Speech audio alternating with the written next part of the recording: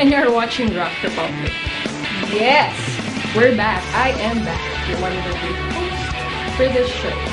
And tonight we'll be guesting a band which sabi nila sila daw yung pinaka-mayaman na banda sa Novaliches, sa probinsya ng Novaliches. Tama ba probinsya? Mga anak daw sila ng, hindi, actually mga haridero at hashindero daw sila. Ayun. Kasi sabi pa nila, nabanggit nila sa akin kanina, dun daw sa bayan nila, or sa probinsya nila, walang tricycle, limousine daw. Tapos yung wet market daw nila, pwede yung mag-golf. Ano daw siya? May Bermuda grass daw proper. Ayun, so anyway, enough of that. Let me give you the band. Aroma Band.